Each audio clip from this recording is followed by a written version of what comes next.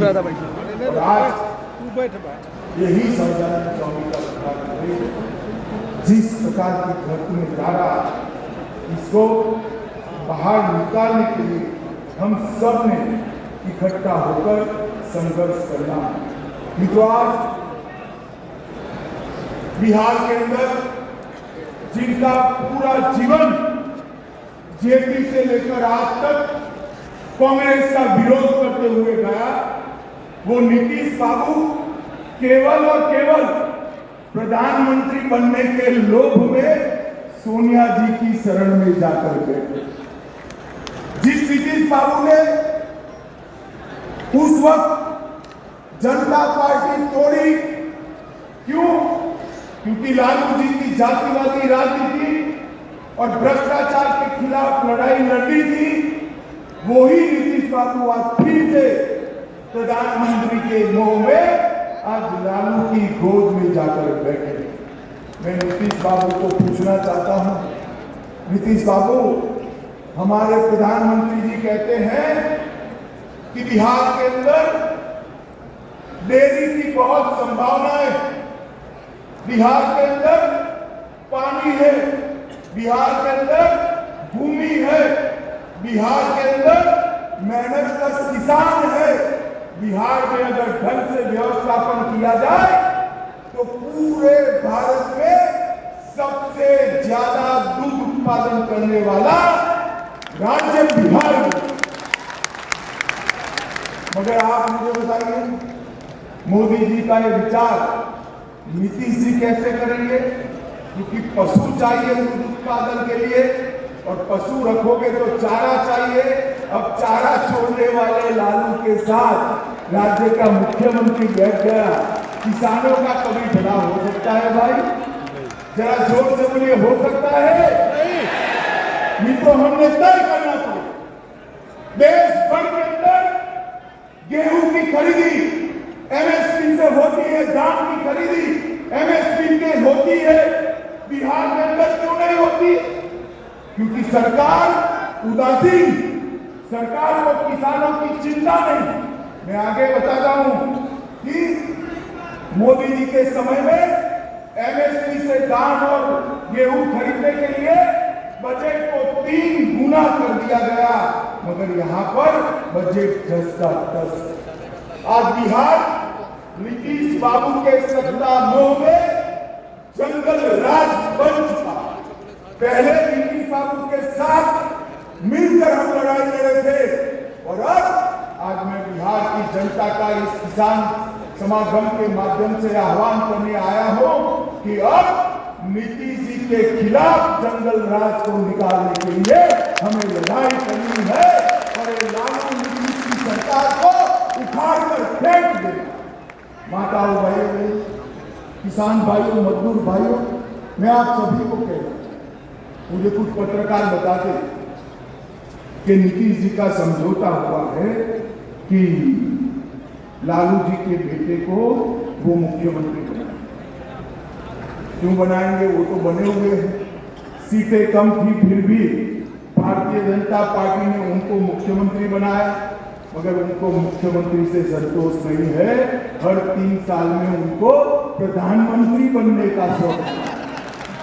अरे नीतीश बाबू, आपको जिसने स्वप्न दिखा दिया, उन लोगों ने आपको गलत रास्ते पे ले गए। आपको मालूम नहीं वहां तो जगह भरी पड़ी है। देश की जनता 24 में फिर से एक बार नरेंद्र मोदी जी को भारत माता की, भारत माता की। और अब आपने जब वादा कर ही दिया है कि लालू जी के बेटे को आप मुख्यमंत्री बनाएंगे, तो भला तिथि बता दो बिहार वाले को। भैया किसान भाइयों, बताओ, बतानी चाहिए या नहीं तिथि? जरा जोर से उनको बतानी चाहिए या नहीं? मगर नहीं बताएंगे, क्योंकि उनको भी मालूम है कि नहीं बनना है, बाद में लालू जी के साथ भी धोखा करना है। भाइयों और बहनों, एक जमाना था जब बजट आता था, तब बजट के अंदर टैक्स में कितना रिलैक्सेशन मिला, इसी की चर्चा होती थी। मोदी जी ने आकर बजट के केंद्र बिंदु में किसान को लाने का काम किया। 2014 में मनमोहन सोनिया सरकार थी, लालू जी की सरकार थी, तब कृषि का बजट 25,000 करोड़ रुपया था। ध्यान से सुनना, 25,000 करोड़ 2014 में। कितना था? 25,000। जोर से बोलो, कितना था? और इस बजट में कृषि के लिए बढ़ाकर 1,25,000 करोड़ रुपया देने का काम ये देश के प्रधानमंत्री, यही बताता है कि देश के प्रधानमंत्री जी ने बजट के केंद्र बिंदु में कृषि को लाकर रख दिया। देश का हर किसान, चाहे सीमांत किसान हो, छोटा हो, बड़ा हो, हर एक के बैंक अकाउंट में 6,000 रुपया सालाना डीबीटी से सीधा पहुंच जाता है। और छोटा किसान जो किसानी करता है 2.5 एकड़ से कम, उसको किसानी का खर्चा ही 6,000 होता है, जो खुद मजदूर बनकर अपने खेत में किसान। मोदी जी ने ऐसी व्यवस्था करी है कि उसको ऋण ही न लेना। इसके साथ साथ एग्रीकल्चर के क्षेत्र में स्टार्टअप की व्यवस्था करी है। और मोदी जी ने अब जो बारिश के आधार पर खेती करते हैं, ऐसे किसानों के लिए श्री अन्न मोटे अनाज की योजना भी लागू करी है। अब हमारा मोटा अनाज, चाहे बाजरा हो, चाहे ज्वार हो, चाहे मक्का हो, चाहे रागी हो, वो देश और दुनिया के बाजार में जाएगा।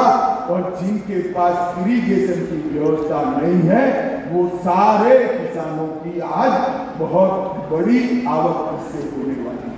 माताओं, भाइयों, बहनों, भारतीय जनता पार्टी की सरकार ने सहकारिता के माध्यम से 2 लाख पंचायतों में सहकारी डेयरी बनाने का संकल्प किया है।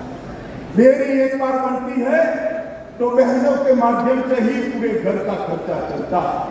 डेयरी के लिए सबसे उपयुक्त जगह बिहार, भूमि है, पानी है, मेहनत किसान है। डेयरी यहाँ देश में सबसे अच्छी बन सकती है, चल सकती है। और आप चिंता मत करो, लालू जी की चारा की चोरी अब नहीं होने वाली है, क्योंकि 25 में यहाँ पूर्ण बहुमत की भारतीय जनता पार्टी की सरकार। मित्रों, मोदी जी जो 6,000 रुपया भेजते हैं, अब तक 12 किस्तों में 2.25 लाख करोड़ रुपया, मैं फिर से एक बार अमाउंट बताना चाहूंगा, 2.25 लाख करोड़ रुपया किसानों के बैंक अकाउंट में पहुंचाने का काम नरेंद्र मोदी जी ने कर दिया है। और इसके माध्यम से ढेर सारे किसानों ने अपने जीवन के अंदर एक समाज परिवर्तन को महसूस किया। 2009 से 14 में 3.76 लाख, 4.25 लाख रुपया का अनाज खरीदा गया, चाहे गेहूं हो चाहे 4.25 लाख, लालू जी की सरकार। और 14 से 19 में 4.25 लाख की जगह 8 लाख करोड़ के गेहूं और धान को खरीदने का काम एक भारतीय जनता पार्टी की सरकार। मगर बिहार के किसानों को इसका फायदा नहीं। अब जब भारतीय जनता पार्टी की सरकार बनेगी तभी नीम कोटेड यूरिया मोदी जी लाए, जिससे काला बाजारी। अभी मैं बीच में देख रहा, लालू जी के बेटे बता रहे कि यूरिया कम आ रही, 1.5 गुना यूरिया बिहार को भेजा है भारत सरकार ने। ये नीतीश और लालू के राज के अंदर इसकी काला बाजारी हो रही है, इसलिए किसानों को यूरिया नहीं मिल रहा है। 1.5 गुना यूरिया हमने किसानों को भेजने का काम एक भारतीय जनता पार्टी की सरकार ने किया है। नैनो यूरिया का कारखाना भी अब झारखंड में देवघर में बन रहा है। पूरे बिहार को एक ही बोतल में यूरिया की पूरी बैग मिल जाएगी। इस प्रकार की व्यवस्था हमने की है। सॉइल हेल्थ कार्ड की भी व्यवस्था की है। राष्ट्रीय मिशन भी चला। प्रधानमंत्री कृषि सिंचाई योजना के माध्यम से 1 लाख करोड़ रुपया कृषि के अलावे सिंचाई के लिए खर्च करने का काम भारतीय जनता पार्टी की सरकार ने किया है। मित्रों, ढेर सारे काम बिहार के अंदर विकास के मोदी जी ने शुरू किए हैं, मगर नीतीश जी उसको रोक कर बैठे।